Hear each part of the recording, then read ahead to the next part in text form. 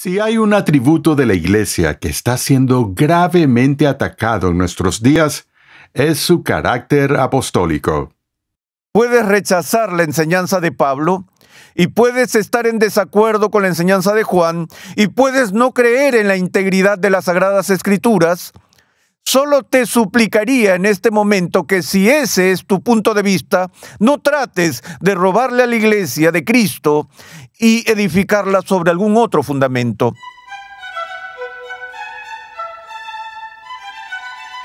Un rechazo de la Escritura es un rechazo de la palabra profética y apostólica.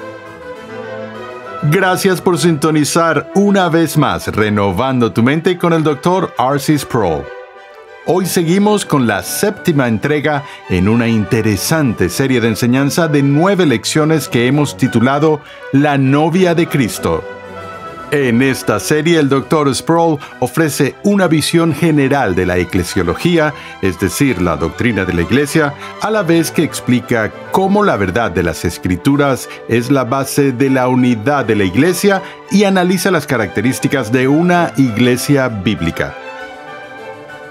Una estructura no puede sostenerse sin un fundamento sólido. Y la Iglesia descansa sobre un fundamento apostólico con Cristo como la principal piedra angular. Este fundamento está siendo atacado cada vez más en nuestros días por aquellos que quieren reconstruir la Iglesia sobre un fundamento de su propia creación. Acompáñame al salón de clases a escuchar una vez más al Dr. R.C. Sproul mientras explica la importancia del fundamento apostólico de la Iglesia y por qué debe ser defendido. A veces mi memoria de fechas y años se vuelve confusa y borrosa y me cuesta ser preciso con mi propia historia. Creo que fue en el año 1971, estoy casi seguro de que fue en el mes de febrero, que estaba trabajando en una iglesia en Cincinnati y teníamos una misión anual de predicación y el orador de ese año era un ministro de Los Ángeles. Recuerdo que al final de esa misión tuve que llevarlo al aeropuerto y hubo una terrible tormenta de nieve en Cincinnati. Nos costó mucho llegar al aeropuerto, pero finalmente pudimos pasar y llegamos antes de que saliera su vuelo. Y me despedí de él y se subió al avión para irse a Los Ángeles. Mientras estaba en camino, mientras su avión estaba en el aire, uno de los peores terremotos de la historia de Los Ángeles golpeó la ciudad. Y su iglesia, que era una iglesia enorme, estaba en medio del área donde ocurrió el terremoto. Y él, como dijo más tarde, estaba tan eufórico cuando fue a la iglesia después del terremoto y entró en el santuario y notó que nada había sido afectado de manera significativa. Y todas las personas en la iglesia se gozaron de que su iglesia se hubiera salvado. Pero muy poco tiempo después, su alegría se convirtió en tristeza. Cuando los inspectores vinieron y examinaron los cimientos de la iglesia y vieron que, aunque no había daños aparentes en la estructura externa de la iglesia, los cimientos se habían desplazado y se habían desplazado a tal grado que tuvieron que cerrar la iglesia y reconstruirla porque ya no era segura. Recuerdo esa experiencia y pienso en el salmista diciendo, si los cimientos son sacudidos, ¿cómo puede el edificio mantenerse en pie? Para cualquier observador casual, a simple vista, esa iglesia parecía perfectamente sólida, perfectamente estable y sólida, pero en realidad no era apta para el uso humano. Estamos hablando del ámbito físico al ver los cimientos afectados, pero veamos cómo se aplica no solo a un edificio eclesiástico en particular en Los Ángeles, California, sino a la iglesia visible en todo el mundo. ¿Qué sucede si los cimientos de la iglesia de Cristo son sacudidos? ¿Puede el edificio mantenerse en pie? Bueno, permítanme ir un poco más lejos y pasar a la siguiente pregunta. ¿Cuál es el fundamento de la iglesia? Sé que cantamos el himno, es Cristo de su iglesia el fundamento fiel.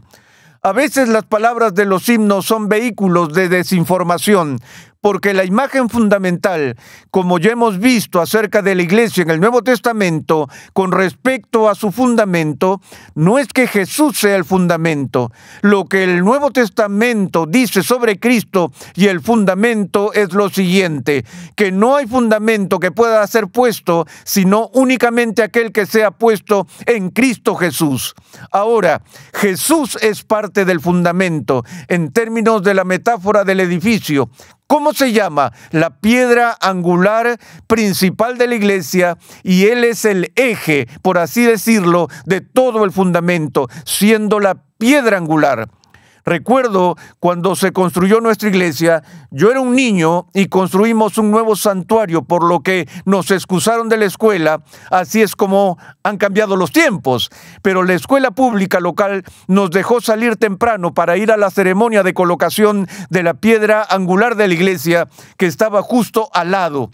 Así que todos salimos y vimos esta ceremonia de la piedra angular, donde la fecha y todo estaba inscrito en la roca. Jesús, en la metáfora del edificio de la iglesia, en la Biblia, es la principal piedra angular. Pero, ¿cuál es el fundamento? El fundamento, según el Nuevo Testamento de la iglesia, son los profetas y los apóstoles. Son a ellos a los que se les conoce como el fundamento. ¿Recuerdas en Cesarea de Filipo, cuando Pedro hizo su gran confesión y Jesús dijo: ¿y ustedes quién dicen que soy yo? Pedro dijo: tú eres el Cristo, el Hijo del Dios viviente. Jesús respondió a Pedro y le dijo: bienaventurado eres Simón, hijo de Jonás, porque esto no te lo reveló carne ni sangre, sino mi Padre que está en los cielos. Yo también te digo que tú eres Pedro, la roca, y sobre esta roca edificaré mi iglesia. Que la iglesia que Cristo estableció no está edificada sobre un fundamento de arena, sino que está edificada sobre una roca, y la roca sobre la cual está edificada, según las imágenes del Nuevo Testamento, es la roca de la palabra profética y apostólica. Si vamos al libro de Apocalipsis, donde tenemos la visión en el capítulo 21 de la aparición de la Nueva Jerusalén, la ciudad celestial que desciende de lo alto, y vemos esta Nueva Jerusalén, y vemos que está siendo descrita en términos magníficos. En el versículo 14 del capítulo 21 leemos esto: el muro de la ciudad tenía 12 cimientos, y en ellos estaban los 12 nombres de los 12 apóstoles del Cordero. Incluso la Nueva Jerusalén, la Jerusalén celestial, se basa en el fundamento de los apóstoles. ¿Cuál es la importancia de esto? Bueno, hemos estado viendo las 4 características de la iglesia, según la iglesia antigua. Que la iglesia de Cristo, la novia de Cristo, es una, santa, católica y apostólica. Creo que si hay un atributo de la iglesia que está siendo realmente atacado en nuestros días, es este. Porque ha habido un rechazo total dentro de la iglesia a la autoridad de las Sagradas Escrituras, lo cual en realidad es una rebelión contra el propio fundamento de la iglesia.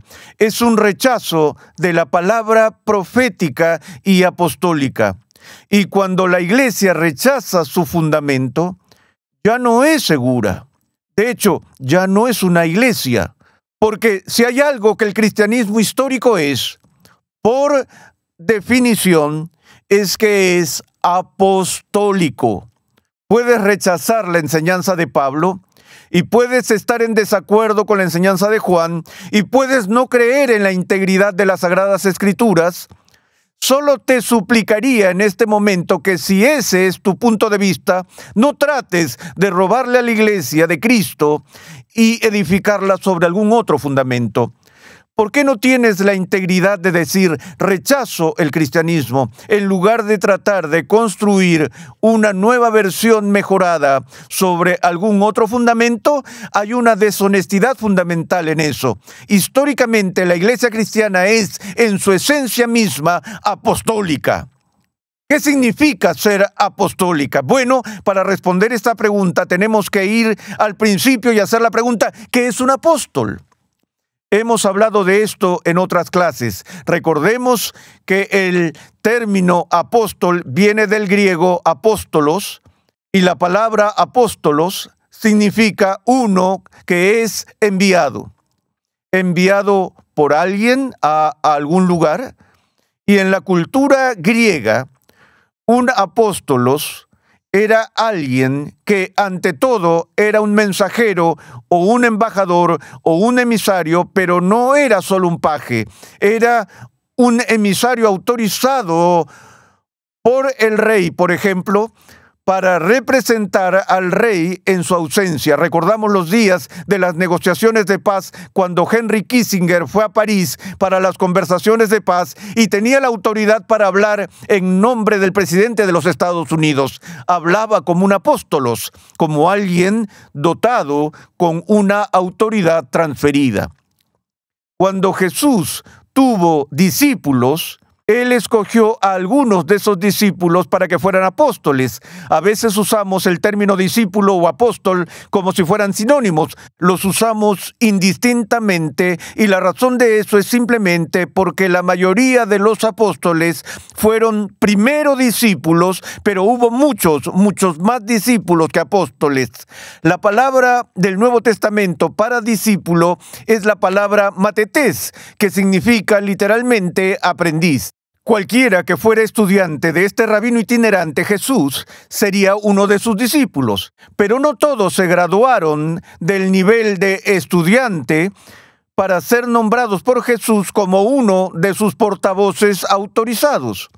Cuando Jesús escogió a sus apóstoles, por ejemplo, hizo este comentario: los envió en su nombre y con su autoridad, y dijo de ellos y a ellos: el que a ustedes escucha, me escucha a mí, y el que a ustedes rechaza, me rechaza a mí. En otra clase hice esta pregunta: ¿quién fue el primer apóstol del Nuevo Testamento? ¿Alguien se acuerda de eso? ¿Quién fue el primer apóstol en el Nuevo Testamento? Andrés, no.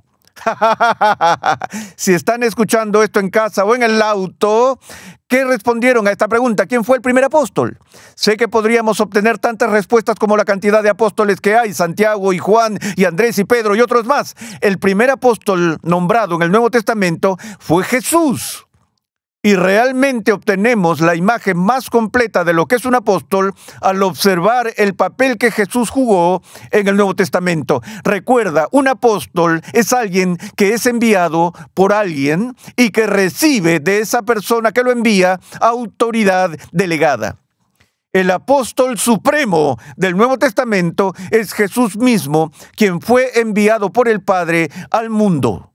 Y cuando vino dijo: no hablo con mi propia autoridad, sino solo lo que el Padre me autorizó a decir. No digo nada por mi propia autoridad, ¿lo ves?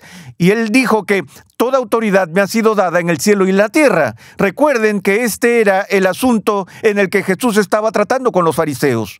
Cuando los fariseos desafiaron las credenciales de Jesús y dijeron: creemos en Dios, es contigo con quien estamos teniendo problemas, Jesús.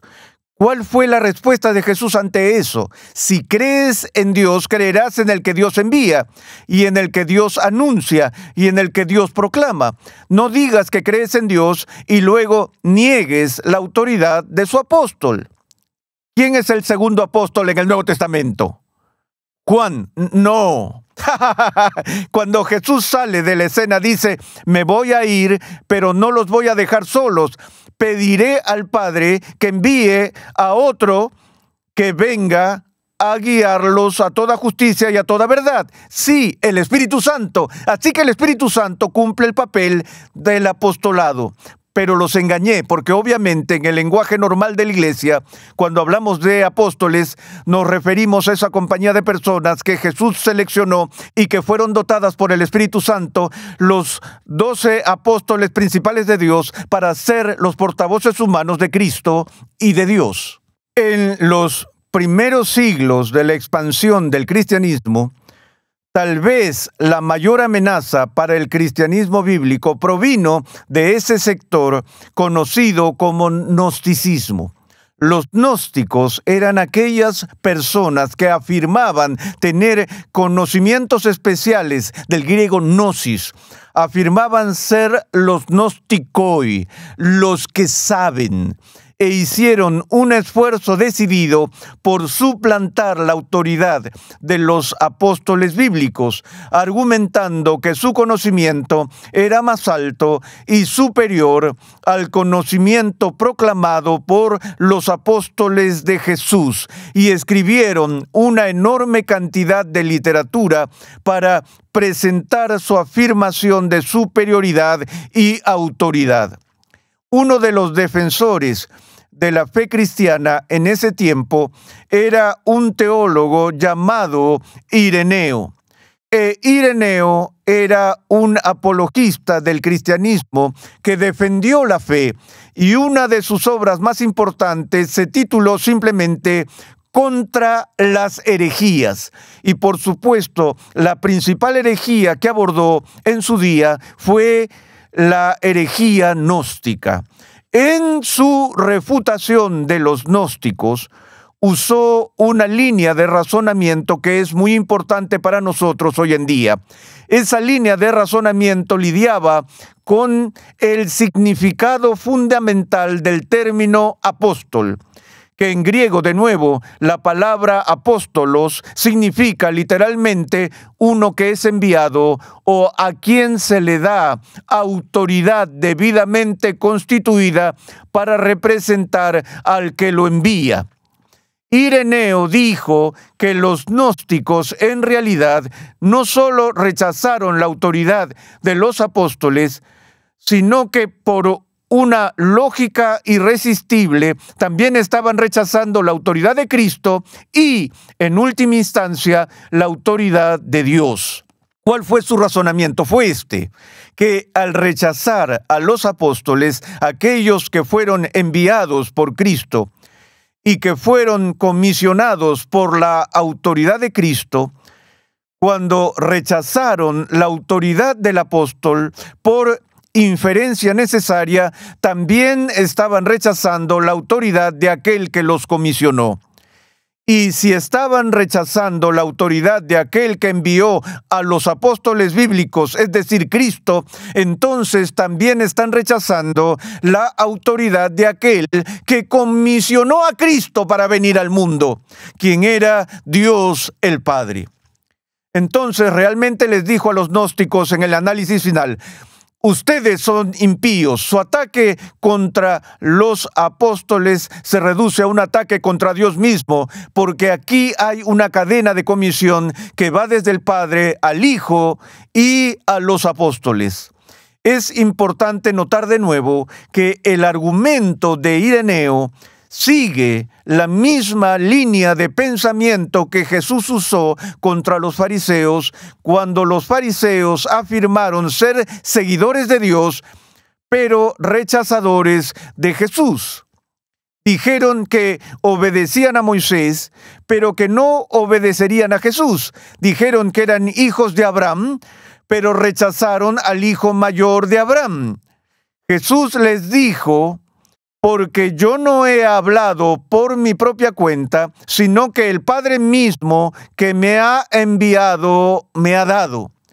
Y añadió: si creyeran a Moisés, me creerían a mí, porque de mí escribió él. También dijo: si fueran hijos de Abraham, se regocijarían en mí, porque Abraham se regocijó esperando ver mi día.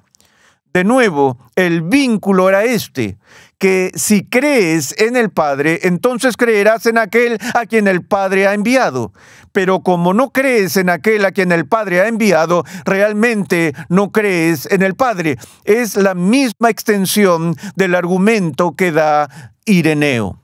Lo que tenemos aquí en la tradición apostólica es un concepto que es de vital importancia para la Biblia. Jesús criticó a los fariseos por colocar la tradición humana en lugar de la tradición de Dios. Y así llegamos a la conclusión de que la Biblia se opone a toda tradición.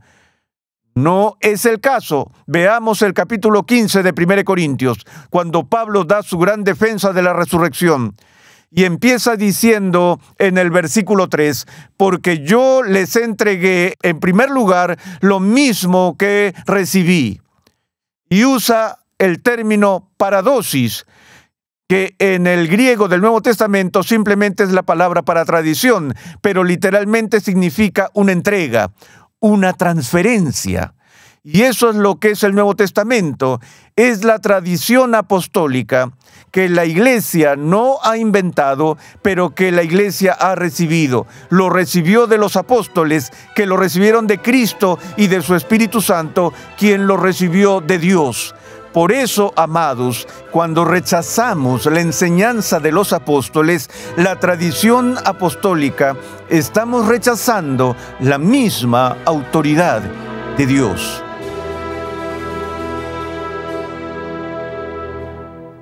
El apóstol Pablo nos dice que toda la Escritura es inspirada, soplada por Dios. Medita sobre lo que eso significa. Piensa en ello conscientemente la próxima vez que leas la Biblia. Piensa en lo que estás leyendo. Piensa en cómo debería afectar a tu manera de leer y responder a la Escritura. Gracias por sintonizar Renovando tu Mente con el Dr. R.C. Sproul. Nos alegra que te hayas unido a nosotros. Regresamos en breve con el Dr. Sproul para concluir esta lección. Recuerda visitar nuestra página web renovandotumente.org, donde podrás solicitar gratuitamente la guía de estudio de esta serie. Escucha 5 minutos en la historia de la Iglesia con Steve Nichols.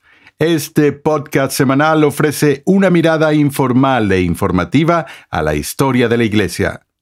Acompáñanos cada semana mientras hacemos una breve pausa en el presente para explorar el pasado.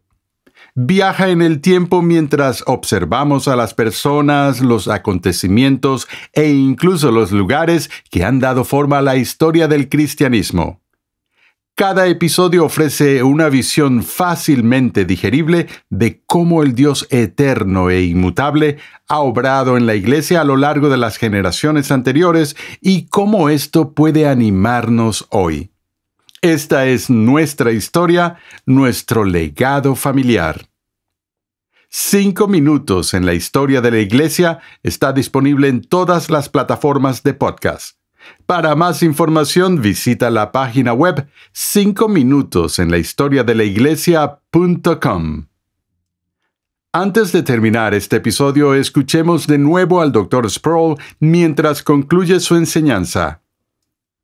Lo he notado con frecuencia en nuestros días, la batalla feroz que se ha librado sobre el feminismo y también sobre la orientación sexual. Recientemente leí un artículo de un obispo debidamente ordenado de la Iglesia Episcopal que criticaba abiertamente al apóstol Pablo, diciendo que Pablo era un homosexual reprimido y que tenemos que aprender nuestras doctrinas de la gracia de un hombre que odiaba a un segmento de la población.